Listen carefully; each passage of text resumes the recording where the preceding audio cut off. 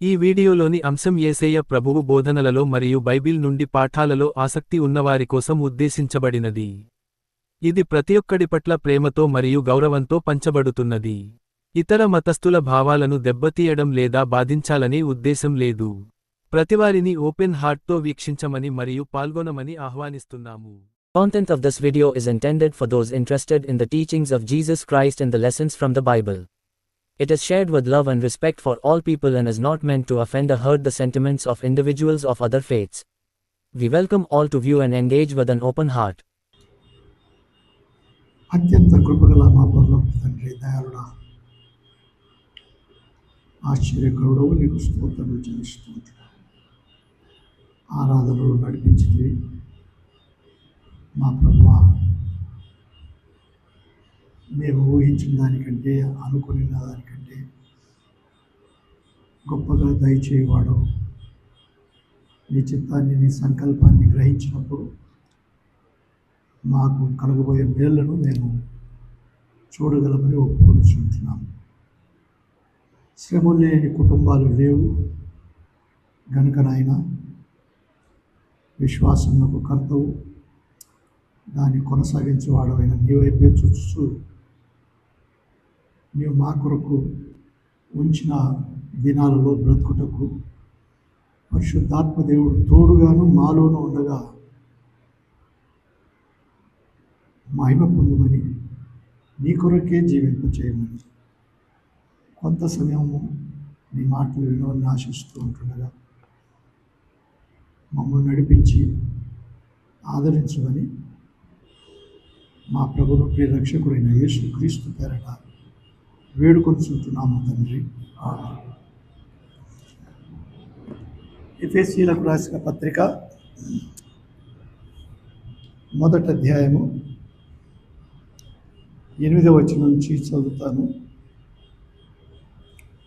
కాలము సంపూర్ణమైనప్పుడు జరగవలసిన ఏర్పాటును బట్టి ఆయన తన దయా సంకల్పము చొప్పున తన చిత్తమును గూర్చిన మర్మమును మనకు తెలియజేసి, మనకు సంపూర్ణమైన జ్ఞాన వివేచన కలుగుటకు ఆ కృపను మన ఎడల విస్తరింపజేసింది. ఈ సంకల్పమును బట్టి ఆయన పరలోకంలో ఉన్నవే కానీ, భూమి మీద ఉన్నవే కానీ సమస్తమును క్రీస్తునందు ఏకముగా సమకూర్చి కూర్పబలనని తనలో తాను నిర్ణయించుకుని, మరియు క్రీస్తునందు ముందుగా నిరీక్షించిన మనము తన మహిమకు కీర్తి కలుగజేయవలనని దేవుడు తన చిత్త ప్రకారమైన సంకల్పమును బట్టి మనల్ని ముందుగా నిర్ణయించి ఆయన యందు స్వాస్థ్యముగా ఏర్పరచను. ఆయన తన చిత్తానుసారముగా చేసిన నిర్ణయం చొప్పున సమస్త కార్యములను జరిగించుచున్నాడు. మీరును సత్యవాక్యమును అనగా మీ రక్షణ సువార్తను విని క్రీస్తునందు విశ్వాసముంచి వాగ్దానం చేయబడిన ఆత్మచేత ముద్రింపబడితిరి. దేవుని మహిమకు కీర్తి కలుగుటకై ఆయన సంపాదించుకుని ప్రజలకు విమోచనము కలుగు నిమిత్తము ఈ ఆత్మ మన స్వాస్థ్యమునకు సంచకరువుగా ఉన్నాడు. ఈ హేతు చేత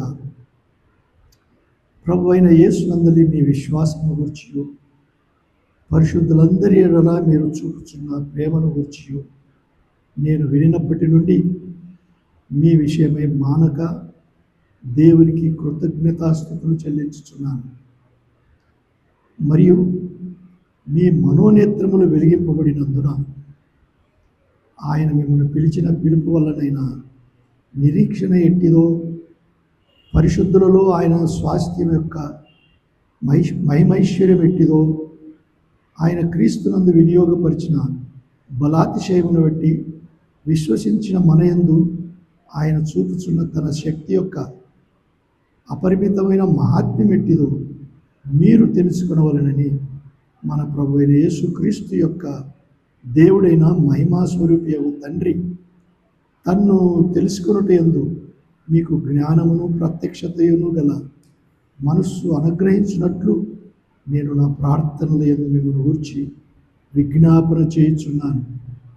ఆయన ఆ బలాతిశయము చేత క్రీస్తును మృతులలో నుండి లేపి సమస్తమైన ఆధిపత్యము కంటెను, అధికారము కంటెను, శక్తి కంటెను, ప్రభుత్వము కంటెను ఈ యుగమునందు మాత్రమే గాక రాబో యుగమునందును పేరు పొందిన ప్రతి నామము కంటెను ఎంతో హెచ్చుగా పరలోకమునందు ఆయనను తన కుడి పార్శ్వమున కూర్చుండబెట్టుకొని ఉన్నాడు.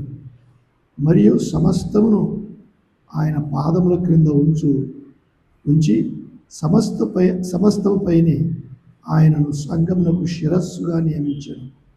ఆ సంఘము ఆయన శరీరము సమస్తమును పూర్తిగా నింపుచున్న వాని సంపూర్ణత అయి ఉన్నది. పౌలు నిజంగా చెరలో నుండి వ్రాసిన పత్రిక అయినా అనిపిస్తుంది. ఏ చింత లేదు, ఏ దిగులు లేదు. కానీ తండ్రి అయిన దేవుడు, ప్రభు అయిన యేసుక్రీస్తు పరిశుద్ధాత్మ యొక్క కార్యం త్రిత్వమై ఏకమైన ఏకదేవుని మహాత్మ్యము గురించి ఆయన వివరించిన పదాలంత సులభమైనవి కావు. అదే సమయంలో ఎఫెసు పట్టణంలో మనకు తెలిసిన రీతిగా అర్తెమీ దేవిని పూజించేవారు చాలా గొప్ప ఉత్సాహాలు లేక ఊరేగింపులు జరిగేవి.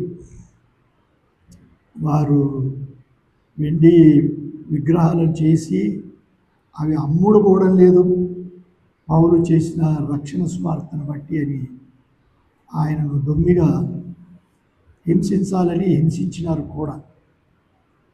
అయినా ఆయన చెరలోనికి వెళ్ళినప్పుడు వారికి తేటగా మరలా బోధిస్తున్నాడు. మొదటి 3 అధ్యాయాలు క్రీస్తు లేక ప్రభువును గూర్చిన ఆయన మహిమను గూర్చిన బోధ, 4, 5, 6 ఎలాగూ ప్రవర్తించాలి.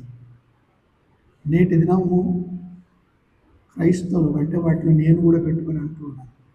కొదవ ఏమిటంటే ఎలాగూ ప్రవర్తించాలనో, ఏం చేయాలనో, పరిశుద్ధాత్ముడు ఎంతగా మనకు ఒత్తిడి చేసినా అవి చెవిని పడడం లేదనో, చెవి వినడానికి ఇష్టపడడం లేదనో అనే ఊహ రాక మారడం లేదు.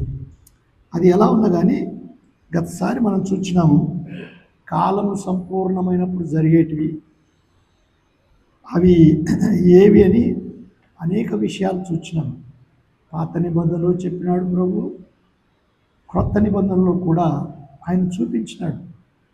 ఇవి జరుగుతాయి. అప్పుడు ప్రభు యేసుక్రీస్తు రానై ఉన్నాడు. మత్తయి సువార్తలోనే కాదు, లూకా సువార్తలోనే కాదు, ఆయన రాకడను గురించిన సంగతులు ఆయన వివరించినాడు. తిరిగా పౌలుతో పంచుకున్న అంశాలు ఇక్కడ కనబడుతూ ఉన్నాయి. చాలాసార్లు ప్రతి వారమైన మనకు ఈ భూమికి ఏదైతే అంటుకొని ఉండే శక్తి ఉందో అట్లనే ఈ భూమిని అంటుకొనే ఉండాలని ఇష్టపడతారు. పౌలు ఒకడు ఆయన తేటగా రాస్తున్నాడు, మీరు క్రీస్తుతో కూడా లేపబడిన ఎడలా అంటూ ఉన్నాడండి. పైనున్న వాటినే వెతకమంటూ ఉన్నాడు. కానీ మనం అంటగట్టుకొని భూమి మీద ఎలాగూ ఉండాలి, భూమిలో ఎలాగూ సంతోషపడాలి. గనుక ఇక్కడ ఆయన రాస్తూ ఉన్నాడు. మొదట్లో ఏర్పాటు, నిర్ణయము ఎప్పుడు చేస్తున్నాడో అది విన్నాము. ఆయన దయా సంకల్పము, తన చిత్తము. ఈ మాటలు చూసినప్పుడు దేవుని ఇష్టం ఏమిటి? అనేక చోట్ల ఆయన చిత్తము నెరుగుట చాలా విశేషమైనది. యేసు ప్రభువు కూడా నా తండ్రి చిత్తాన్ని నెరవేర్చుట నాకు ఆహారము భోజనం అయి ఉన్నదని సుకారు గ్రామంలో యోహాను సువార్త 4వ అధ్యాయంలో చెప్పుచూ ఉన్నాడు. దేవుని చిత్తాన్ని గ్రహించడము మనం ఒక్కొక్కరం గ్రహించాలి. పరిశుద్ధాత్మ మాట వినకపోతే నా ఉద్దేశంలో దేవుని చిత్తాన్ని గ్రహించలేము. మన జ్ఞానము సున్నా, ఎన్ని నేర్చుకున్నా జ్ఞానము సున్నానే.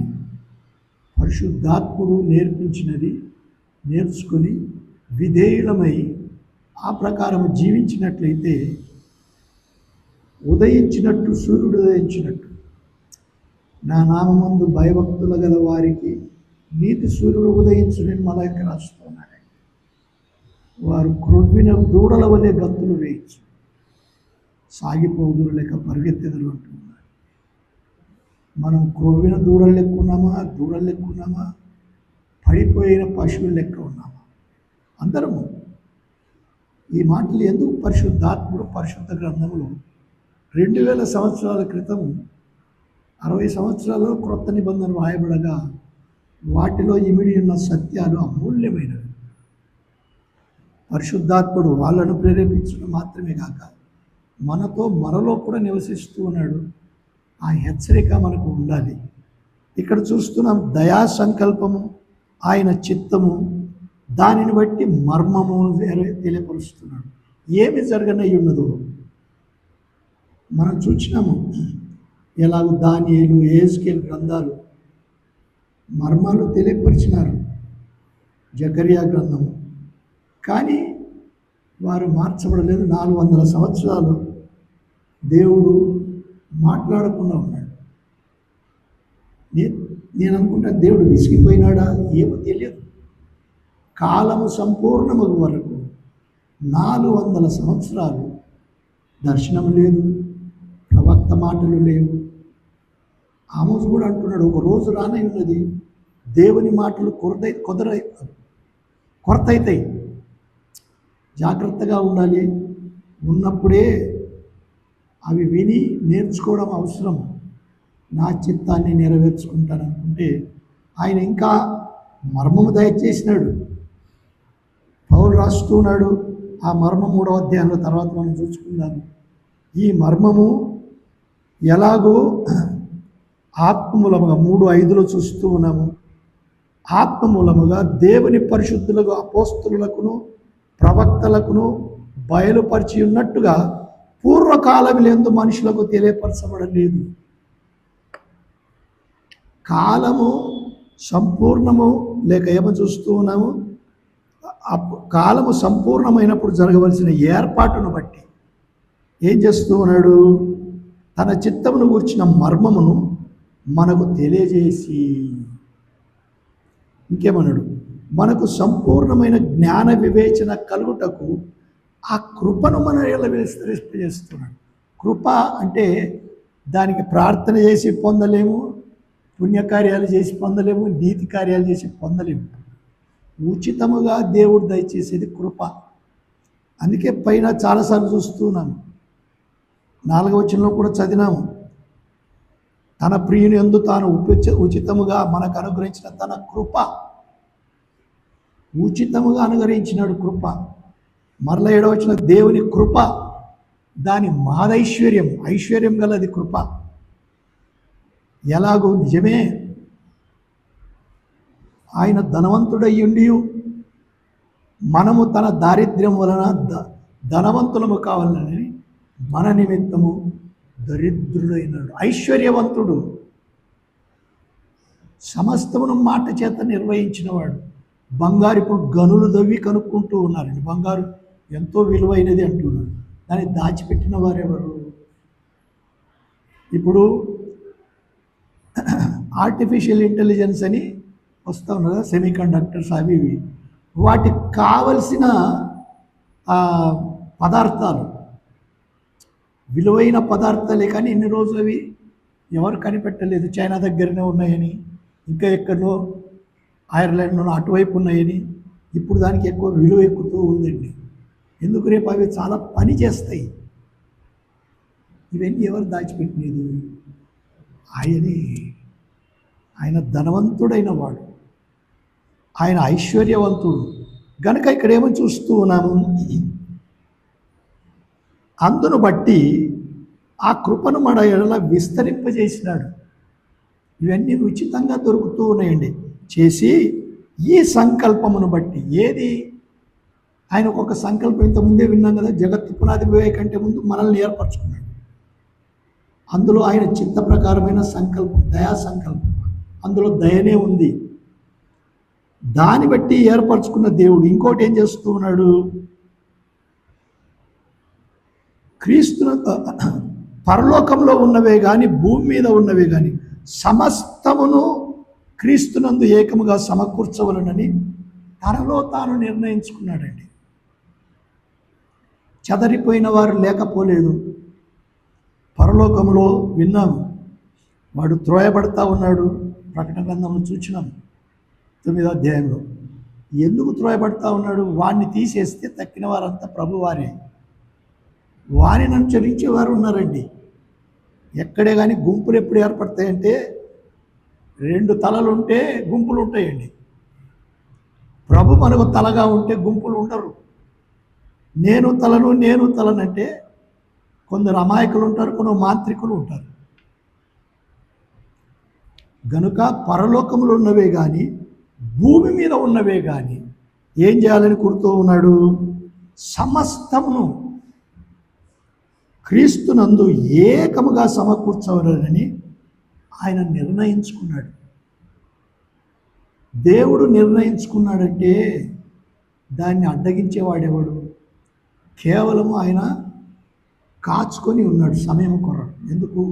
ఆయన దీర్ఘశాంతము గలవాడు. అందుకే తర్వాత మాట చూద్దాం, చూడండి. నిరీక్షించిన మనము, లేక క్రీస్తునందు ముందుగా నిరీక్షించిన మనము తన మహిమకు కీర్తి కలగజేయవలని దేవుడు తన చిత్త ప్రకారమైన సంకల్పను బట్టి మనలో ముందుగా నిర్ణయించినాడు. ఆయన యందు స్వాస్థ్యముగా ఏర్పరిచినాడు. ఇంకొక మాట, ఆయన తన చిత్తానుసారముగా చేసిన నిర్ణయం చొప్పున సమస్త కార్యములను జరిగించుతూ ఉన్నాడు. ఆయన ఎరుక లేకుండా, ఆయన చిత్తం కాకుండా ఏది జరగదు. నేను మంచివాడను, నేను మంచిదానను కనుక బ్రతుకుతూ ఉన్నాను. దేవా, ఎంత గొప్పవాడవే, నాకు ఎన్ని సంవత్సరాలు ఇస్తూ ఉన్నావు. ఆగు, సమస్త కార్యము నెరవేర్చేవాడు ఆయన. రేపేమి సంభవించునో నువ్వు ఎరగవు. కృతజ్ఞురాలవై ఉండాలి. రేగిపోకు, అపవాది తలంపులు. యూదాను రెచ్చగొట్టినాడు. యూదా ఇస్కరియోతు గనుక, అయ్యో నువ్వు ఉండి లాభం లేదు, నేను ఎలాగైనా వారి వైపు వెళ్ళి ఈ రోమ వారిని వెళ్ళగొట్టడానికి సిద్ధపడినాడు. చేతగాక తల చివరకు ఉరి పోసుకున్నాడే చూస్తూ ఉన్నాడు. ఎందుకు? సమస్త కార్యాలను. అదే పేతురు అన్నాడు, మీరు అనుకున్నారు యేసుక్రీస్తు ప్రభుని సెలవు వేసి చంపితేమని. లేదు లేదు లేదు లేదు. దేవుడు తన భవిష్యత్తు జ్ఞానమును బట్టి ముందే సంకల్పించిన రీతిగా, అపోస్తలుల కార్యం 2:24 చూస్తాం, ఆయన సంకల్పించిన రీతిగా ఆయన నెరవేర్చాడు. ఒకవైపు దేవుడు, ఒకవైపు అపవాది సేవకుడు. వీరేమనుకున్నా, మేము చేస్తూ ఉన్నాం. పగ సాధించుకోవద్దు మనం. దీనిలో పాఠం అది. ఎందుకు? సమస్త కార్యములు ఆయన చేయించున్నాడు. విధేయుల మైదానం. విధేయతలో దేవుని కార్యం చేయడానికి ఆయనకు వీలవుతుంది. మనం అడ్డగిస్తే, ఐగుప్తీయులలో నుండి వచ్చేప్పుడు ఇశ్రాయేలు ఉన్నాడు, మాకు మాంసమే లేదు, మాకు చికెన్ వద్దు, మాంసం కావాలి, మటన్. దేవుని చిత్తం ఏదో కనిపెట్టి మనం చూస్తే ఆయన ఇష్టం.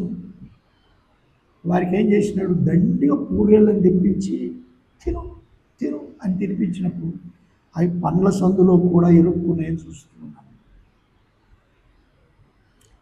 బెట్టుకు మనం చూచేది,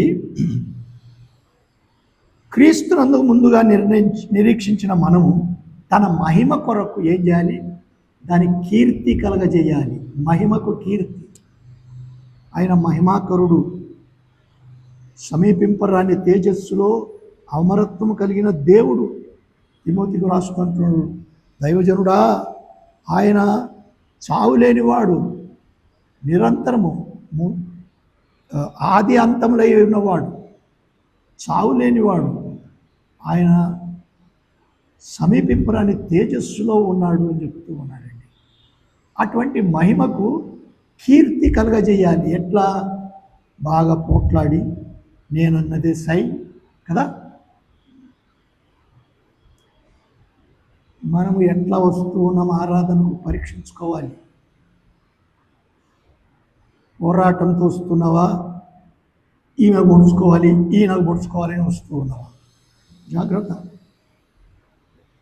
పరిశుద్ధాత్ముడు ప్రేమ గల వ్యక్తి. ఆయన తన కీర్తికి మహిమకు కీర్తి కలుగజేయవల్లని తన చిత్త ప్రకారమైన సంకల్పం, మరలాదే అంటున్నాడండి. ఆయన ఏర్పరచుకున్నాడు. ఒక సంకల్పం ఉంది, ఒక ప్లాన్ ఉంది, ఒక ఏర్పాటు ఉంది. ఆ ఏర్పాటులో నీదేమైనా పాలుందా, లేక నేను కనబడాలని చూస్తూ ఉన్నామా? మనం జాగ్రత్త. మనం ప్రార్థన చేస్తాం, మేము ఒట్టి వారము, చచ్చిన వారము, బాగానే ఉన్నాయి. కానీ ఏం నింపుకొని వచ్చినావు జాగ్రత్త, అది ముందు ఖాళీ చేసుకో. పరిశుద్ధాత్ముడు కోరుచున్నాడు. అలాగూ వచ్చినప్పుడు ఆయన సమస్త కార్యము, మీరెవరు? మీరు సత్యవాక్యమును అనగా మీరు రక్షణ సువార్తను విన్నవారు. మీరెవరు? రక్షణ సువార్తను విన్నవారు, విని క్రీస్తునందు విశ్వాసం ఉంచిన వారు. విశ్వాసం ఉంచి వాగ్దానము చేయబడిన ఆత్మ చేత ముద్రింపబడితిరి. విన్నారా? దేవుడు సంకల్పము, యేసుక్రీస్తు రక్తం కార్చటను బట్టి దేవుని కృపామయ దైశ్వర్యమున ఆ ప్రియునందు ఆయన రక్తం వలన మన అపరాధములకు మనకు క్షమాపణ మనకు కలిగి ఉన్నది. గనక ఆయనందు విశ్వాసం ఉంచినాం. విశ్వాసం ఉంచి వాగ్దానము చేయబడిన ఆత్మ. ఎవరెవరు తనను అంగీకరిస్తారో వాళ్ళకు ముద్ర వేస్తూ ఉన్నాడండి. ప్రభువా ప్రభువా, నేను నిన్ను నమ్ముకున్నా, నీ కోసం ఏం చేయలేదు చెప్పు, నిన్ను నేను ఎరగను, కలాస్. ఎందుకు నేను ముద్ర చూపించు? ఆత్మ ముద్ర వేయలేదు. పరిశుద్ధాత్మను ముద్ర వేయాలి. ముద్ర వేస్తేనే లోపలికి. ముద్ర వేయక నేను ఎగిరినా దుంకినా, బయలు దేవత ప్రవక్తలు కూడా ఎగిరినారు, దుంకినారు, కత్తులు పెట్టి కోసుకున్నారు, వారు చేయందేముంది? బయలు రక్షిస్తాడా? లేదు. దేవుని సంకల్పములో క్రీస్తునందు విశ్వాసం ఉంచి వాగ్దానము చేత నేను పంపుతాను. ఈ ఆదరణకర్త ఎట్లా ముందు వాళ్ళ ఆయా సమయాలలో వచ్చినవాడు కాదు, మీతోనే ఉంటాడండి. నిత్యుడగు ఆత్మ అని హెబ్రీలకు రాస్తున్నాడు 9:15. నిత్యుడగు ఆత్మ ద్వారా తన్ను తాను లేక క్రీస్తు నిర్జీవ క్రియలను విడిచి జీవము గల దేవుని మనం సేవించుటకు ఆయన రక్తము వలన చూస్తూ ఉన్నాం కదా, ఆ నిత్యుడు మనకు ముద్ర వేస్తూ ఉన్నాడు. అననీయ సప్పిరాలు దేవుని మోసపుచ్చినారు. పేతురు, మీరు పరిశుద్ధాత్మను మోసపుచ్చినారు. ఎందుకు? మీలో ఉండే. కానీ మీరు ఏం చేస్తూ ఉన్నారు? మీ జ్ఞానమును వాడుకుంటున్నారు. మేము జ్ఞానులము, ఎవ్వరికి తెలియకుండా జరుగుతుంది అనుకున్నారు. అది పరిశుద్ధాత్మ నీతోనే ఉన్నాడు, ఆయనకు తెలియదేముంది? నువ్వు ఎంత దాచుకున్నా ఆయనకు తెలియదేముంది? నేను వారికి వీరికి చూపించి ఎలాగో మాప్ చేపించుకుంటానడానికి లేదు. ఓ, నీవు చేసేది నా కళ్ళ ఎదుటనే ఉంది అన్నాడండి. జాగ్రత్త, ఏది తప్పించుకోలేము. అట్లా చేసి ఆయన ఏమంటున్నాడు? మరలా దేవుని మహిమకు కీర్తి కలుగుటకై ఆయన సంపాదించిన ప్రజలకు అంటూ ఉన్నాడండి. ఆయన సంపాదించుకునిన ప్రజలు, ఇక్కడ సొత్తైన ప్రజలను వేస్తున్నారు. ఇంకా పైన స్వాస్థ్యముగా ఏర్పరిచానంటే మనం దేవునికి స్వాస్థ్యముగా. మీరెవరు? క్రైస్తవులము. దానికి తగ్గట్టుగా ఉన్నామా? మాకు 3 పేర్లు ఉన్నాయండి, ఏది కావాల్సిన దాన్ని వాడతాం. నేను ఎవరిని మనసుకు పెట్టి అనలేదు. మనము దృఢంగా నిలబడాలంటే పిరికివారు ఆయనకు అవసరం లేదు. గిద్యోన్తో అదే అన్నాడు, ఎందరూ భయపడి వణుకుతున్నారు, పపై 22,000 మంది అట అండి. 10,000 మంది మిగిలినారు. 10,000 మందిలో కూడా వీళ్ళు సొంత జ్ఞానాన్ని ఆధారం చేసుకునేవారు. రుబాబు ఎక్కువ, గాలి తక్కువ. కుక్క వల్ల ఎవరు బ్రతుకుతారు? వాళ్ళు పక్కది ఒట్టి 300 మంది. ఇంకా సరే 300 మందితో వెళ్ళి ఆ మిద్యానీయులను గెలుస్తూ ఉన్నాడండి గిద్యోను. ఏం చేసినది కాదు, ప్రభు వాడుకుంటాడు. ఎందుకు? అతిశయపడే వారిని ఆయన వాడుకోడు. పరిశుద్ధాత్ముడు తేటగా చెప్పుకుంటున్నాడు. పాత నిబంధనలు ఉన్నాయి, క్రొత్త నిబంధనలు ఉన్నాయి. ఇంకేమని చూస్తూ ఉన్నాము, స్వాస్థ్యము ఏర్పరచుకుంటూ ఉన్నాడని విన్నాము. ఆయన దేవుని మహిమకు కీర్తి కలుగుటకు ఆయన సంపాదించుకున్న ప్రజలం మనం, ఆయన సొత్తైన ప్రజలము. పౌలు అదే అన్నాడండి, చీకటిలో నుండి ఆశ్చర్యకరమైన తన వెలుగులోనికి మనల్ని పిలిచిన వాని గుణాతిశయములను ప్రచురం చేయడం, ఏర్పరచబడిన వంశము, రాజులైన యాజక సమూహము, పరిశుద్ధ జనము, దేవుని సొత్తైన ప్రజలము. ఇక్కడ అదే మాట వాడబడతా ఉందండి. ఆయన సొత్తు, ఆయన సొత్తు, ఆయన సొత్తు ఏమండి. మనం వేరే టోళ్ళ జీవన్ని ఎప్పుడనేవాడండి. ఇటువంటి సామెతలు కొన్ని కూర్చుకుంటాయి.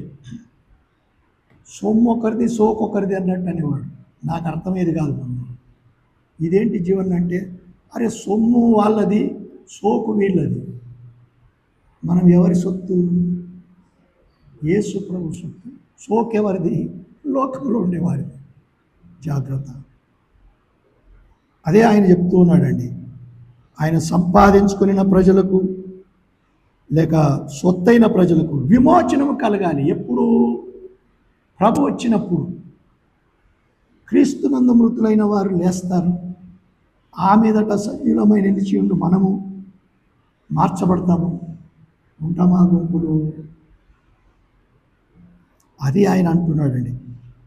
అప్పుడు క్రీస్తు యొక్క సారూప్యములో ఆయన మహిమగల శరీరమునకు సమరూపంగా ఉండకుంటే స్థానం లేదు. అదే ఆయన అంటున్నాడు. అట్లా విమోచనం కలగడానికి గుర్తేంటి? పరిశుద్ధాత్ముడు ముద్ర అయి ఉన్నాడు. ఆ ముద్ర ఉంటే ఎవరు తీసివేయడానికి లేదు. ముద్ర ఉండకపోతే ఎంతైనా మనం చేసినా లాభం లేదు. ఎన్నైనా చెయ్యి. అది పౌలు చెరలో ఉండి ఆయన హెచ్చరిస్తూ ఉన్నాడండి. చెరలో ఉండి అంటూ ఉన్నాడు, ఈ ఆత్మ, పరిశుద్ధాత్మ మన ఆ సొత్తైన మనకు లేక మన కొరకు దేవుడు అక్కడ భవనాలు కట్టినాడే. కలవరపడకుడి, నేనుండు స్థలంలో మీరును ఉండులాగున నేను వెళ్ళి మీ కొరకు స్థలము సిద్ధపరచు వెళ్తున్నాను. నా తండ్రి ఏంట అనేక నివాసములు కలవన్నాడండి. అనేక నివాసం. ఆ స్వాస్థ్యములో మనం చేరాలంటే ముద్ర ఉండాలి అని హెచ్చరిస్తూ ఉన్నాడు. ఈ భాగంలో చూస్తే తండ్రి అయిన దేవుడు కనపడుతున్నాడు, ప్రభు అయిన యేసుక్రీస్తు కనపడుతున్నాడు, పరిశుద్ధాత్మ దేవుడు కనపడుతున్నాడు. ఏదో ఒకరు ఆయన గురించి ఎక్కువ వినమండి మనము, ఒక్కరిని కాదు. పరిశుద్ధాత్ముడు నేర్పిన కొద్దీ అణుచుకొని నేర్చుకుందాం. సమయంలో బ్రతికిన దినములన్నిటిలో ఆయన మొత్తంగా చూస్తాడు. తప్పించుకొని పోయేవారి విషయం కాదని చెప్పేది. దొరికిన సమయాన్ని ఎలాగో ఉపయోగించుకుంటాము, మార్చుకోవాలి. అసలు ప్రాముఖ్యమైన సంగతి, బాప్తిసం ఇచ్చే యోహాను కూడా మారు మనస్సు విషయమై బాప్తిసం పొందమన్నాడండి. అంటే మొట్టమొదటిగా మీ మనసు మార్చుకోవాలి. తర్వాత మీరు మారు మనసు పొంది ప్రభు అయిన యేసుక్రీస్తు యొక్క రక్తం నందు విశ్వాసం ఉంచి మార్పు పొంది బాప్తిసం పొందాలి. ఇవి రెండు భేదాలు. యేసుక్రీస్తు ప్రభు యొక్క మారు మనసు ఏంటి? వాడిని కొట్టి తిట్టి ఇప్పుడు కొట్టనని చెప్పినానండి, అది కాదు మారు మనసు. మారు మనసు అంటే తిప్పబడడం, పూర్తిగా తిప్పబడడం. నేను తూర్పుకు వెళ్ళేవాడని పశ్చిమానికి వెళుతున్నాను గనుక ఆయన ఏమంటున్నాడు, ఈ హేతువు చేత, 15వ వచనంలో ఈ హేతువు చేత ఇట్లు మనకు బోధ ఉండగా ఒక మంచి మాట రాస్తున్నాడు. మన ప్రభు అయిన యేసునందలి మీ విశ్వాసము, ఎఫెసీయులారా మీ విశ్వాసము గూర్చి పరిశుద్ధులందరి ఎడల మీరు చూపుతున్న, అక్కడ విశ్వాసం అని ఉంది, కానీ కింద ప్రేమ అని ఉందండి. విశ్వాసుల పరిశుద్ధులందరి ఎడల మీరు చూపుచున్న ప్రేమను గురించి నేను వినినప్పటి నుండి మీ విషయమై మానక దేవునికి కృతజ్ఞతాస్తుతులు చెల్లించుచున్నాను. మనలో ఎవరికైనా అనుభవం ఉందా? ఆ సహోదరి, ఆ సహోదరుడు వారు చూపే విశ్వాసము, వారు చూపే ప్రేమ, దేవానికి స్తోత్రం. చెప్పేవారు ఉన్నారా? చెప్పడానికి ఎవరైనా సహాయం చేస్తూ ఉన్నారా? అందరూ ప్రశ్నించుకుందాం. నా మాటలు కాదు, పౌలే అంటూ ఉన్నాడు. అట్లా చేసినందుకు ఎప్పుడో ఒకసారి అంటూ ఉన్నాడా? ఏమన్నాడు 16వ వచనంలో? ఏంటి మానక అంటే ఏంటి? అప్పుడప్పుడా లేకపోతే నేను మానడం లేదు, తరచుగా నా మనస్సులో ఉంది. మానక కృతజ్ఞతాస్తులు. మనం ఏం చేస్తాం? నాకు ముప్పూట తిండి ఉంది, నా పిల్లలకు హాయి ఉంది, నాకు హాయి ఉంది, నిద్ర బాగా వస్తుంది అని కృతజ్ఞతలు చెప్తారు. చెప్పొచ్చు, చెప్పకూడదని కాదు. కానీ మనం ఎట్లున్నాము?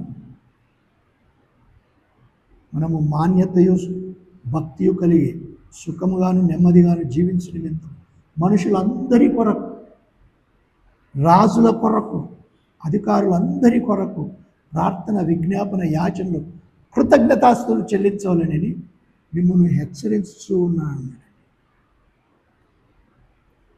ఏమోనండి, ఈ నుంచి పోతే మేము తలవారు తీసుకొని పోతాం, వచ్చేటప్పుడు ఈ తలవారు పెట్టుకొని వస్తాం, పోయేటప్పుడు అక్కడ తీస్తామండి. వద్దు సుమా, వద్దు. మనకు వాటితో అవసరమే లేదు. మార్చుకో. మన హృదయమును పరీక్షించేవాడు. రోమీయులకు రాస్తే 8:24 అంటాడు, మరియు మన హృదయములను పరిశోధించచ్చు, ఆత్మ యొక్క మనస్సు ఏదో ఆయన ఎరుగును అన్నాడండి. చదువుతావు ఆ మాట? 8:23లో అటువలే ఆత్మయే మన బలహీనతను చూసి సహాయం చేస్తున్నాడు. ఏలైనగా యుక్తముగా ప్రార్థన చేయటం మనకు తెలియదు. అటువలే ఆత్మయు మన బలహీనతను చూసి సహాయం చేస్తున్నాడు. ఏలైనగా మనము యుక్తముగా ఎలాగూ ప్రార్థన చేయవలెనో మనకు తెలియదు గాని ఉచ్చరింప సత్యము గాని మూలుగులతో ఆ ఆత్మ తానే మన పక్షంగా విజ్ఞాపనం చేస్తున్నాడు. మరియు హృదయములను పరిశోధించువాడు. ఏమిటి? హృదయములను పరిశోధించువాడు ఆత్మ యొక్క మనసు ఏదో ఎరుగును. ఆత్మ యొక్క మనస్సు ఏదో ఎరుగును అంటే నేను వెతకుచూ ఉన్నాను. ఆరాధించువారు ఆత్మతో సత్యముతో. ఆత్మ యొక్క మనస్సు ఏది? నేను ఆ మాటలా పౌలు రోమీయులకు రాస్తూ చెప్తూ ఉన్నాడు. మరియు ఏమన్నాడు? మరలా చదువు. మరియు హృదయమును పరిశోధించువాడు ఆత్మ యొక్క మనసు ఏదో ఎరుగును. ఏలయనగా ఆయన దేవుని చిత్త ప్రకారము పరిశుద్ధుల కొరకు ఆయన అని చెప్తూ ఉన్నాడండి. దేవుడు లేక ఆత్మ, పరిశుద్ధాత్ముడు పరిశుద్ధుల కొరకంట విజ్ఞాపన చేస్తాడు. ఎటువలే మనం బలహీనులమని తెలుసు. అందుకే నేను నేర్చుకున్నా మీతో పంచుకుంటున్నాను, అంతే. నేనేం జ్ఞానిని కాను. పరిశుద్ధ దేవ నాకు నేర్పించు, ప్రార్థన నేర్పించు, ఎట్లా చేయాలి తగ్గింపు నేర్పించు. ఎందుకు? అప్పుడు ఆత్ముడు ప్రార్థన నేర్పిస్తాడు. ఏమన్నాడు? చెప్పశక్యము కానీ 23లో ఉచ్చరింప శక్యము కాని మూలుగులతో ఆత్మని ఎంతగా మనము లేక గణపరుస్తూ ఉన్నామండి. ఆత్మ అంటే ఏదో బిడ్డ తల్లిని అనుకున్నాడు. పెద్ద అయినాక నీకేం తెలిసే, నాకే అన్నీ తెలుసు అన్నట్టుగా ఉన్నాం. నా ఊహ, దయచేసి ఎవరేమి అనుకోవద్దు. అక్కడ అలా ఉంది. ఉచ్చరింప శక్యము కాని మూలుగులతో ఆత్మ తానే మన మన పక్షముగా విజ్ఞాపన చేయించున్నాడు దేవునితో. ప్రభువా, ఈ బిడ్డను కనికరించు నాయన, వీడికి నోరు సరిగా రాదు, హృదయం బాగానే ఉంది, నేను పరిశీలించిన, ఏం నేర్పాలో చెప్పుకుంటే నోట పెట్టి ఇంకేమన్నాడు, పరిశుద్ధుల కొరకు విజ్ఞాపనము మరియు హృదయంలో ప్రవేశించే ఆత్మ యొక్క మనసు ఏదో ఏలనగా ఆయన దేవుని చిత్త ప్రకారం పరిశుద్ధుల కొరకు దేవుని చిత్త ప్రకారము పరిశుద్ధుల కొరకు విజ్ఞాపనము చేయొచ్చు ఉన్నాడు. అబ్బో, ఇది భాగ్యం అండి, ఈ ధన్యత. చాలాసార్లు అందరి గురించి నేను చెప్పాలనుకుంటున్నాను. ప్రేమించే తల్లి, బాధపడే తల్లి, నేర్పించే తల్లి అనిపించుకోవడం చాలా శ్రేష్టమైన సంగతి. 3 సంవత్సరాలు అన్న సమయంలో పాలిచ్చి పెంచి ఉగ్గుపాలతో నేర్పి, నేను ఇప్పుడే పోను రా దేవాలయం, పోతే మళ్ళీ నేను తీసుకొని రాను. అది ఎట్లా పోయింది సమయాలు మనుషుల కంటే, నా తల్లి ప్రార్థించి నన్ను కన్నది, అంతేకాదు నేను ఏం చేయాలో కూడా నాకు బోధించింది. అక్కడికి తీసుకుపోతే ఏడ్చినాడో లేదో చెప్పలేము, కానీ నువ్వు ఇక్కడనే ఉండాలా, సరే అమ్మా, ఏటేటో వస్తాను, నేను దుస్తులు తీసుకున్నాను, సరే అమ్మా, ఇంకో ఏలి మాటలు వినాలి. ప్రధాన యాజకుడు మనం కూడా హెబ్రీయులకు రాసిన, మీ పైనున్న వారి మాటలు వినమన్నారు. నేను వినమని నా గురించి నేను చెప్పుకోవడం లేదు, విన్నా పర్వాలేదు, వినకున్నా పర్వాలేదు, కానీ పరిశుద్ధ గ్రంథంలో ఉన్నాయి, వినేలాగున ఉండాలి. నువ్వేంటయ్యా చెప్పేది? మన సంఘంలో ఎక్కడైనా కానీ గనుక ఇక్కడేమో చూస్తూ ఉన్నాము, మీ విషయమే మానక. సరే, 1 ఎఫెసీయులకు రాసిన పత్రిక, ఇప్పుడు పెద్ద వచనం 17 నుంచి 19. మరియు మీ మనోనేత్రము ఏవి నేత్రాలు? మీ మనోనేత్రాలు. ఈ మనోనేత్రాలు ఎవరు గుడ్డిపరుస్తారు? కొరింథీయులకు రాసిన 2వ పత్రిక 4వ అధ్యాయము 4వ వచనం చదువు. ఇది అట్లనే ఉంచాలా? ఉంచి చదువు.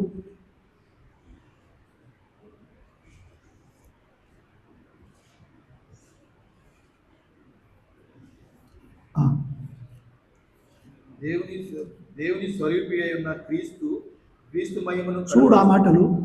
దేవుని స్వరూపి అయి ఉన్న క్రీస్తు మహిమను కనపరుచు సువార్త. ప్రకాశం వారికి ప్రకాశింపకుండా. ఏ ప్రకాశం అండి? దేవుని స్వరూపి అయి ఉన్న క్రీస్తు మహిమను కనపరుచు సువార్త. అది ఏమన్నాడు? వారికి ప్రకాశింపకుండా నిమిత్తం. ఎవరు వారు? ఈ యుగ సంబంధమైన దేవత అవిశ్వాసులైన వారి ఏవేటికి? మనోనేత్రములకు గుడ్డితనము కలుగజేసినాడు. నాకు కళ్ళు బాగున్నాయి, అసలు పరీక్ష చేసుకుంటే అన్నీ సరిగా ఉన్నాయి, దూరమే చదువుతా, దగ్గరవి చదువుతా, కానీ ఆత్మ ఎట్లుంది? గుడ్డి. మనోనేత్రములు ఏమన్నాడు? గుడ్డితనం. కనపడతాయా ఆత్మీయ సంగతులు? నాకేం కనపడదు. ఆయన ఎవరు? పరిశుద్ధాత్ముడు ఎవరు ముందు?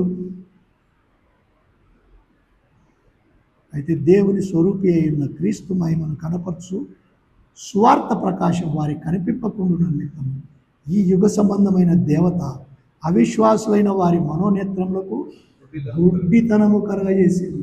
ఇక్కడేం చూస్తున్నాం? ఎఫెసీయులకు రాసిన పత్రిక 1వ అధ్యాయం 17వ వచనంలో, మీ మనోనేత్రములు వెలిగింపబడినాయండి. ఇది ఆశ్చర్యం కాదా? మా చిప్పర అద్దాలు పెట్టుకుంటేనే బాగా కనపడినాయా లేదా? సంతోషం అనిపించిందా లేదా? మనకు కనపడకున్నప్పుడు బరాబర్ దిక్తాయి, బరాబర్ దిక్తాయి, ఏ చెలేగా. ఈ ప్రభు ఏం చేస్తూ ఉన్నాడు? గుడ్డితనంగా ఉంటే కళ్ళు తెరిపించినాడండి. తోమా కూడా ఆయన చేతులలో నా వేలు, ఆయన ప్రక్కలో నా వేలు నేను పెట్టి చూస్తేనే కానీ నేను నమ్మను. ఎవరు ఆయన? ప్రభుత్వం 3.5 సంవత్సరాల నుండి ఆయన మహిమ కార్యాలు, ఆశ్చర్య కార్యాలు చూసిన తోమా మరి ఏమంటూ ఉన్నాడు? నేను నమ్మను. అరే మేము చూసినాం రా బాబా, నేను నమ్మా. ఎందుకు? అంత గట్టి ఉంది నా మాటలో. ప్రభు రానే వచ్చినాడండి. తోమా కోసమే వచ్చినట్టున్నాడు. తోమా ఇక్కడికి రా, పెట్టు, నీ చేతులు పెట్టు అన్నాడండి. నా ప్రభువా, నా దేవా. మనకు సమయం ఉండగానే పరిశుద్ధాత్ముడు మనం నడిపించినప్పుడు మార్చుకుందాము, ఒప్పుకుందాము, సిగ్గుపడనక్కర్లేదు. మార్క్స్ వార్తలు చూస్తున్నాం కదా, ఆయన దేవదూతలతో వచ్చినప్పుడు తన నామమును బట్టి సిగ్గుపడినవారు, అంటే ఎవరెవరైతే వినరు వాళ్ళు, నేను కూడా వారిని గురించి సిగ్గుపడతానన్నాడు. కావాల్సిన మాట తీసి చెప్తానండి, అట్లేం లేదు. మార్క్స్ వార్త నాకు దొరకాలి అధ్యాయము, సరే చూద్దాము. మార్క్స్ వార్త 8వ అధ్యాయము, దేవునికి స్తోత్రము, 38వ వచనం.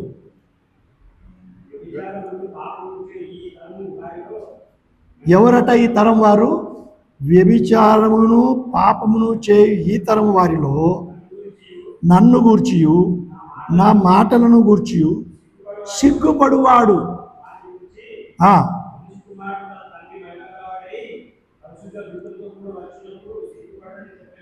చూడండి, మనుష్య కుమారుడు సిగ్గుపడేలాగా ఉన్నాడంటే ఎందుకు? మనం కూడా ఆయన మాటలు వినడానికి సిగ్గుపడుతూ ఉన్నాం. వినను. నేనేం తప్పు చేస్తా ఉన్నా? ఏం లేదు, వింటే ఏం పోదు, కానీ నేను వినను. ఇశ్రాయేల్ కూడా అన్నాడండి, మెడవంచని ప్రజలు అన్నాడండి మోషే దేవుడు. మెడవంచని ప్రజలు. ఎట్లుందన్నమాట. సరే, ఇక్కడ మీ మనోనేత్రములు వెలిగింపబడినందున 17-19.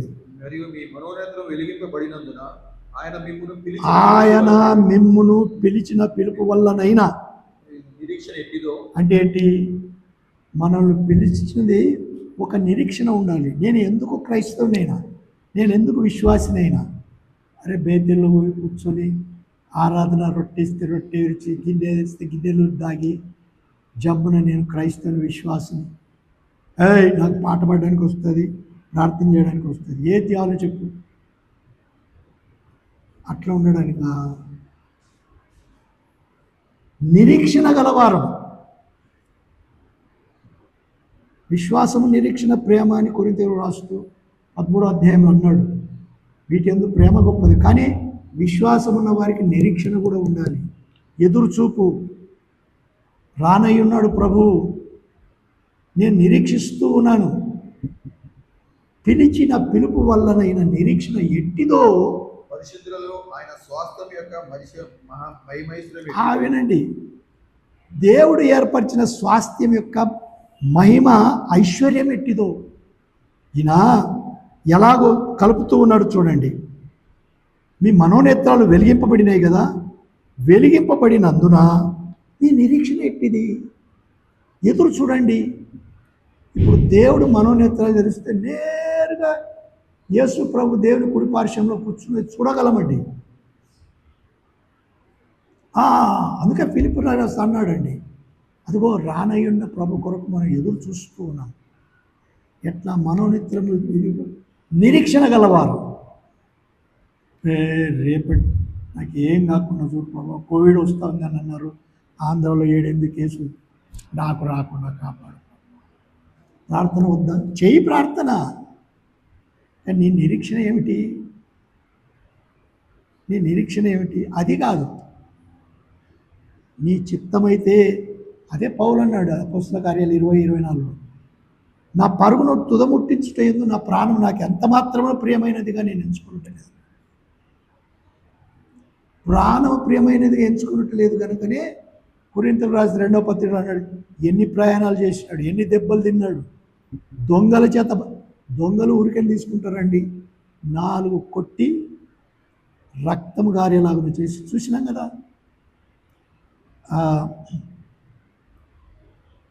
సమరయుడు ఎలాగూ ఒక పరిసయుడు తప్పించుకొని పోయినాడు, యాజకుడు తప్పించుకొని పోయినాడు, కానీ ఎలాగో దొంగల చేత ఇరుకుబడిన వాడిని ఒక సమరయుడు కాపాడినాడు. అవి ఎందుకు గుర్తు చేసుకుంటూ ఉన్నాము? దేవుడు మనల్ని కాపాడినాడు, ఆయన స్వాస్థ్యంగా చేసుకున్నాడు, ఆయన సొత్తుగా చేసుకున్నాడు. దానికి మహిమ ఉందండి, మహిమ. అది ఐశ్వర్యము గలది. అందుకే నేను ఎవరిని దూషించను, నాకు అది హక్కు లేదు. అందుకే పౌలు తిమోతికి రాసినట్టు మాకు బంగారు వద్దు, మేము జడలల్లుకో, మంచిదే. కానీ అతిగా చేసి మళ్ళా మతి లేకుండా తిరగడం మంచిది కాదు. నేరుగా సరి అయినది ఏది రైటు, నీ మనస్సాక్షికి ఏది దూరిస్తే చేయొచ్చు, ఏం పర్లేదు. నా ఉద్దేశం పరిశుద్ధాత్ముడు దాన్ని నడిపిస్తూ ఉన్నాడని నేను నమ్ముతున్నాను. చూపుట్టుకొనుట కాదు, కానీ ప్రభు ఇచ్చిన అదే ఇక్కడ చూస్తూ ఉన్నామండి. ఆయన మహిమ యొక్క ఐశ్వర్యం ఎట్టిదో, ఆయన క్రీస్తునందు అంతేకాదు యేసు క్రీస్తునందు వినియోగపరిచిన బలాతిశయం బట్టి, ఆ మాటలు చూడండి. బలము కలవాడు, ఆయన వాక్యమే సజీవమై రెంటంచులు అంటే ఎటువంటి ఖడ్గము కంటే బలమైనది. వాక్యానికి బలముంది, దేవునికి బలముంది. దేవుని దూతనే 1,85,000 ఒక్క రాత్రి చంపగలిగితే ఎలీషా ఓ గ్యాజీ, దేవా వీని కన్ను తెలుసు. కన్ను తెరవని చూస్తే కొండల మధ్య అంత అగ్నిరథాలతో దేవుని సైన్యం ఉందండి. కనుక ఏమంటున్నాడు? ఆయన క్రీస్తునందు వినియోగపరిచిన బలాతిశయమును బట్టి, ఓ పేతురు కత్తిని వరలో ఉంచుకో, నేను తండ్రికి వేడుకున్న ఎడల 12 వ్యూహ సైన్యముల కంటే ఎక్కువ మందిని సైన్యాన్ని పంపలేడని అనుకుంటున్నావా? పెట్టు, నేను వచ్చినదే చనిపోవడానికి, వీళ్ళని చంపడానికి కాదు మీరు అనుకుంటున్నట్టు. పెట్టుకొని కత్తి వరలో.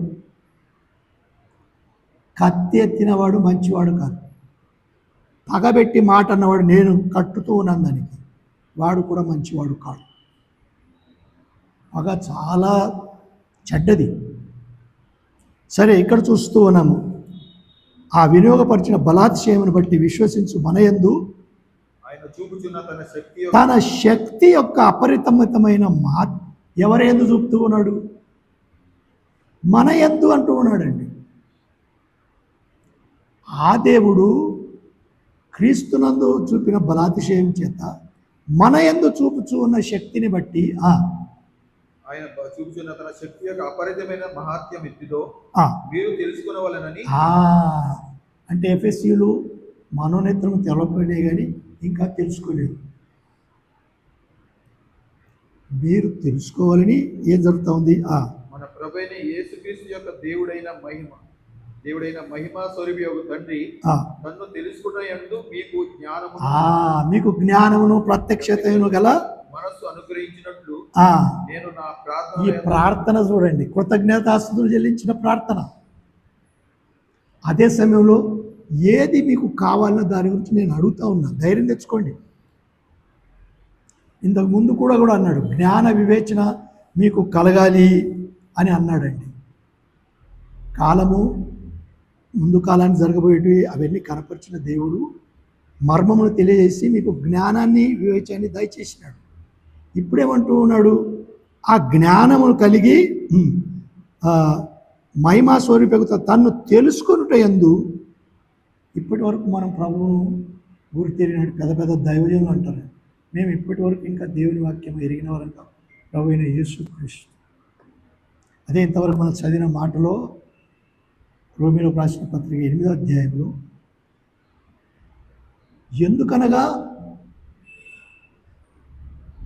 ఆయన ఎవరిని ముందు ఎరిగెనో వారు తన కుమారుని యొక్క సారూప్యం గల వారగుటకు వారిని ముందుగా నిర్ణయించి. చదువుతారా 8:20? మరియు ఎవరిని ముందుగా నిర్ణయించు. లేదు, ఇంకా పైన ఒక్క వచనం పైన, దేవుని ప్రేమించు వారికి అనగా ఆయన సంకల్పం చొప్పున పిలువబడని మేలు కలుగుటే సమస్తము సమకూడి. ఎందుకనగా ఆ మాట ఎందుకనగా తన కుమారుడు అనేక సహోదరులలో జ్యేష్ఠుడగునట్లు దేవుడు ఎవరిని ముందు ఎరిగినో, ఏమిటి దేవుడు ఎవరిని ఎరిగినో, దేవుడు ఎరిగిన వాడండి, నిర్ణయించుకున్నవాడు. జగత్తు పునాది కంటే ఈ వ్యక్తి నన్ను నమ్ముకుంటాడు, ఈమె నన్ను నమ్ముకుంటుంది, వేషధారి కాదు. ఎవరిని ఎరిగను? వారు తన కుమారునితో సారూప్యం కలుగా, ఎవరు కావాలని తన కుమారునితో సారూప్యం గలవారు వారిని ముందుగా చూచినారా? నిర్ణయింపులో ఉద్దేశం ఉంది. తన కుమారుని యొక్క సారూప్యములో మరియు ఎవరిని ముందుగా నిర్ణయించిన వారిని పిలిచారు. పిలుపు కూడా ఎక్కడుందో చూడండి. ఎవరిని నిర్ణయించుకున్నాడో వారిని పిలిచినాడు, ఎవరిని పిలిచినాడో వారిని నీతిమంతులుగా చేశాను, ఎవరిని నీతిమంతులుగా చేశాను వారిని మహిమపరిచేది ఇంకా బాకీ ఉందండి. బూర్ర ఊదబడినప్పుడు, మనం ఎత్తబడినప్పుడు మహిమపరచబడతాం. పెళ్లి కుమారుడు పెళ్లి కుమార్తెగా స్వీకరించబడినప్పుడు తండ్రి ఎదుట మహిమపరచబడతాం. అదే మనకు ఉండవలసిన నిరీక్షణ. ఇంకేమన్నాడు? ఎఫెసీయులకు రాసిన పత్రిక 1వ అధ్యాయంలో నన్ను తెలుసుకునేందుకు మీకు జ్ఞానమును ప్రత్యక్షతను గల మనస్సు అనుగ్రహించినట్లు నేను నా ప్రార్థనను మిమ్మల్ని గురించి విజ్ఞాపనం చేస్తున్నాను. ఆయన ఎందుకు? దేవుడు ఆయన బలాతిశయము చేత చూడండి క్రీస్తు మనలను మృతులలో నుండి లేపి చాలు వారు ఆ బలాతిశయము చేత యేసుక్రీస్తు ప్రభును మృతులలో నుండి లేపి, ప్రభువు మనుష్యుడిగా వచ్చినప్పుడు దేవుని చిత్తం నెరవేరిస్తే అంతా ఆయన చేతిలో ఉంది. ఇష్టపూర్వకంగా తన చేతులు చాపి మేకులతో కొట్టబడి ఇష్టపడి తలలో ముళ్ళ కిరీటం పెట్టుకున్నాడు, బల్యంతో పోటు పొడిపించుకున్నాడు, రక్తం కార్చినాడు, తుదకు తన ప్రాణాన్ని కూడా అప్పగించినాడు. ఇప్పుడు ఎట్లా మరి ఈ శరీరం గురించి? ఇది అందరికీ మాదిరిగా ఉండాలి, చనిపోయిన వారికి మాదిరిగా ఉండాలి.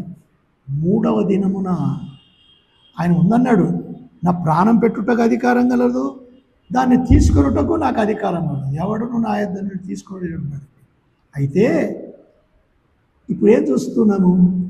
సజీవం గల దేవుడై ఉన్నవాడు మృతులలో నుండి యేసుక్రీస్తు ప్రభును చదువు మృతులలో నుండి ఆయన బలాదేశం చేత క్రీస్తును మృతులలో నుండి లేపి ఏం చేసినాడు? సమస్తమైన ఆధిపత్యము కంటేను అధికారము కంటేను శక్తి కంటేను ప్రభుత్వము కంటేను. చూడండి ఇంకేమి మిగిలినాయి? ఈ గుణము అందే మాత్రమే కాదు, రాబో యుగమునందును పేరు పొందిన ప్రతి నామము కంటేను ఎంతో హెచ్చుగా పరలోకమునందు ఆయనను కుడిపార్శ్వమున కూర్చుండబెట్టి యేసుక్రీస్తు ప్రభువుకు దేవుని చిత్తాన్ని నెరవేర్చి ఆయన సంకల్పము చొప్పున తన ప్రాణం పెట్టుటకు ఇష్టపడి వచ్చినవాడు గనుక ఎంతో హెచ్చుగా హెచ్చించి ఇంకేమన్నాడు బాబు? మరియు సమస్తమును ఆయన పాదముల క్రింద ఉంచినాడండి. మనము ఫిలిప్పీలకు రాసిన పత్రిక కూడా విన్నాం, చూద్దాం. చూడండి, ఫిలిప్పీలకు రాసిన పత్రిక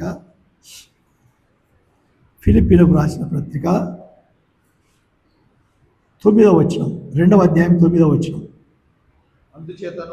అందుచేత ఎందుకు మరణము పొందినంతగా విధేయత చూపినవాడు, శిలువ మరణం పొందినంతగా విధేయత చూపినవాడు తను తాను తగ్గించుకున్నాడండి. ఎవరు?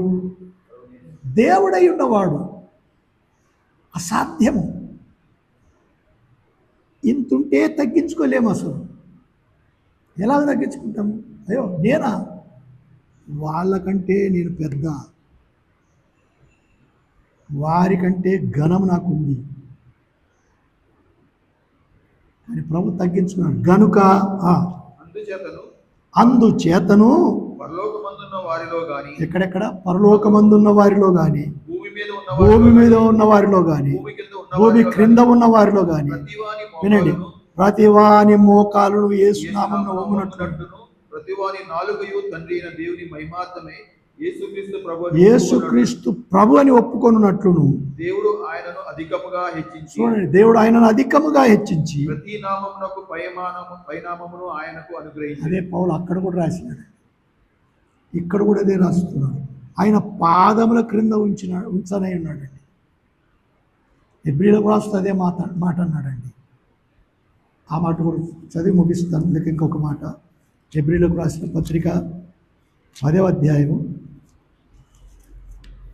12వ వచనం చదువు బాబు. 12-13.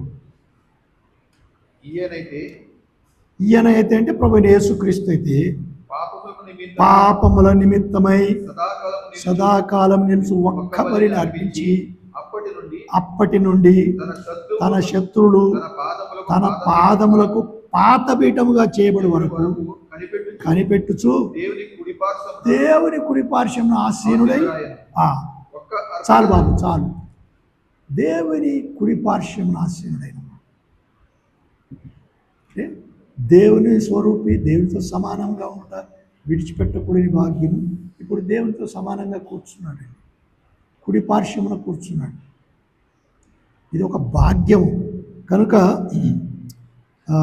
ఎఫెసీలో రాసిన 1వ అధ్యాయము మరియు సమస్తమును ఆయన పాదముల ఉంచి సమస్తము పైని ఆయనను సంఘమునకు శిరస్సుగా నియమించింది. ఆ సంఘము ఆయన శరీరము. సమస్తమును పూర్తిగా నింపుచున్న వాని. ఇప్పుడు ఎట్లా మనం దీన్ని అర్థం చేసుకోవాలా? యేసు ప్రభు శిరస్సు, సంఘము శరీరము. పాదముల క్రింద శత్రువు ఉంచబడతాడంటే సంఘము క్రింద కూడా ఉంచబడతాడు. యేసు ప్రభు పాదములు, శరీరములో పాదములు కూడా భాగమే. కొరింథీయులకు రాసిన 12వ అధ్యాయం అన్నాడు, చేతులు భాగమే, పాదములు భాగమే. అట్టి సంఘమునకు లేక ఆ శరీరము, క్రీస్తు ప్రభు యొక్క శరీరమునకు శిరస్సు ప్రభు, పాదముల కింద శత్రువు ఉంచి ఏం చేసినాడు? సమస్తము పూర్ణముగా నింపుతున్నవాని సంపూర్ణత అయి ఉన్నది. ఇంకా కొన్ని తలంపులు ప్రభు చిత్తమైతే తర్వాత చూసుకుందాము. దేవుడు తన మాటలు దీవించుగాక. ప్రార్థన చేసుకుందాం. దయాకనికరం గల మా పరలోక తండ్రి, మరొకసారి నేను ఘనపరుస్తూ ఉంటున్నాం. మా ప్రభువా, 1వ అధ్యాయం ఎఫెసీయులకు రాసిన పత్రికలో నుండి మేము వినగలిగిన మాటలను బట్టి నేను స్తుతిస్తూ ఉంటున్నాం. మా తండ్రి, పలువురు రాలేకపోయి మహోన్నతుడైన మా ప్రభువా, మరి రేపటి దినము జరగబోయే భూస్థాపన కార్యక్రమంలో చేరగలిగిన వారిని క్షేమంగా నడిపించమని, నీ సహాయం దయచేయమని, ఇంటి వారిని ఆదరించమని, అన్ని విషయాలలో నీవే మహిమపొందమని వెలుచుంటుండగా నీ తోడు దయచేసి ఆదరించమని మా ప్రభువును ప్రియ రక్షకుడైన యేసుక్రీస్తు పేరట వేడుకొంచుంటున్నాము తండ్రి. ఆమేన్.